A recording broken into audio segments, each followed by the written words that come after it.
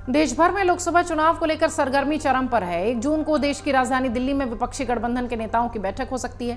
इस बैठक में लोकसभा चुनाव के नतीजों से पहले की रणनीति पर चर्चा की जाएगी। सूत्र ये कहते हैं कि लोकसभा चुनाव के आखिरी चरण के मतदान वाले दिन दिल्ली में विपक्षी दलों की बैठक होगी और कांग्रेस अध्यक्ष मल्लिकार्जुन खड़गे ने यह बैठक बुलाई है। खबरों के मुताबिक दिल्ली में होने वाली बैठक के दौरान विपक्षी दलों के नेता 7 चरण के मतदान में अपने प्रदर्शन का आकलन करेंगे। इंडी गठबंधन ने यह दावा किया है कि इस बार लोकसभा चुनाव में एनडीए गठबंधन का विजय रथ कैसे रोका जाएगा। हालांकि ममता बनर्जी ने लोकसभा चुनाव और रैमल तूफान के बाद राहत और बचाव कार्यों का हवाला देते हुए कहा है कि मैं इसमें शामिल नहीं हो पाऊंगी। सूत्रों के अनुसार इस मीटिंग में TMC supremo Mamata Banerjee, party के महासचिव अभिषेक बनर्जी शामिल नहीं हो रहे हैं। इसकी वजह भी बताई गई। तृणमूल कांग्रेस की सुप्रीमो ममता बनर्जी ने कहा कि वो बैठक में शामिल नहीं हो सकती क्योंकि उसी दिन पश्चिम बंगाल की 9 सीटों पर वोटिंग है। ममता बनर्जी ने कहा कि INDIA गठबंधन 1 जून को बैठक कर रहा है। ममता ने कहा कि मैंने उनसे कहा है कि मैं इसमें शामिल नहीं हो सकती क्योंकि उसी दिन पश्चिम बंगाल में 9 सीटों पर चुनाव है। इसके अलावा पंजाब, बिहार और यूपी में भी 1 जून को वोटिंग है। एक तरफ चक्रवात है और दूसरी तरफ चुनाव। उन्होंने कहा कि मुझे अभी सब कुछ करना है, चक्रवात राहत मेरी पहली प्राथमिकता है, मैं इस बैठक का हिस्सा नहीं बन पाऊंगी। ऐसे में आइए जरा आपको सुनाते हैं कि ममता बनर्जी ने अपने बयान में इंडी गठबंधन की इस बैठक को लेकर क्या कुछ कहा है। वो इंडिया टीम तो 1 तारीख में ही मीटिंग कर दिया था। मैंने बोला देखो 1 तारीख मैं नहीं जा सकती हूँ कि हमारा इधर में 10 सीट का चुनाव है। वो दिन पंजाब में भी चुनाव वाला है लगता है, वो दिन और सारी जगह में चुनाव है, यूपी में भी है। चलो यूपी तो उसका स्टेट है लेकिन अखिलेश है, बिहार में भी है। और चुनाव चलते हैं 6 बजे तक, जो लाइन में खड़ा होता है उसका वोट खत्म होना रात 10 बज जाता है। तो हम कैसे छोड़ के चले जाएगा। एक साइड में साइक्लोन रिलीफ सेंटर और एक साइड में इलेक्शन।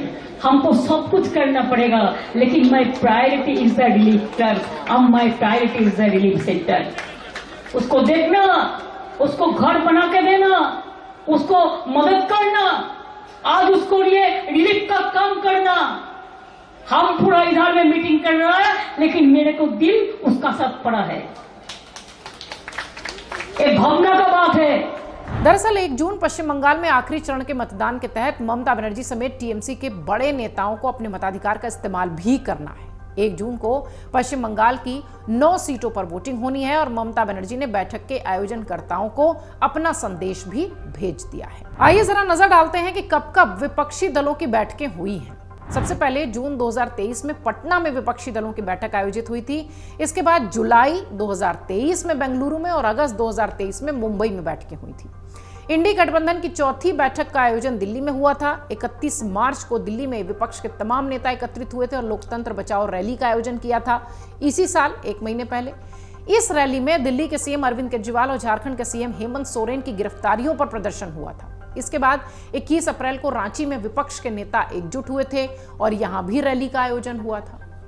लोकसभा चुनाव के बीच ममता बनर्जी ने साफ तौर पर कहा था कि राज्य में वो इंडी गठबंधन के साथ नहीं है। उन्होंने कहा था कि केंद्र में अगर विपक्ष की सरकार बनती है तो टीएमसी बाहर से समर्थन देगी। वो कहती रही हैं कि हम केंद्र में सरकार बनाने के लिए इंडी ब्लॉक के बाहर से समर्थन में हैं। हम अपना समर्थन देंगे ताकि बंगाल में हमारी माताओं और बहनों को कभी कोई समस्या ना हो और जो लोग 100 दिन की नौकरी योजना में काम करते हैं उन्हें भी समस्याओं का समाधान न करना पड़े। हमारी समर्थन वाली टिप्पणी पर टीएमसी प्रमुख ने कहा कि वो राष्ट्रीय स्तर पर इंडिया गठबंधन का हिस्सा है लेकिन राज्य में नहीं।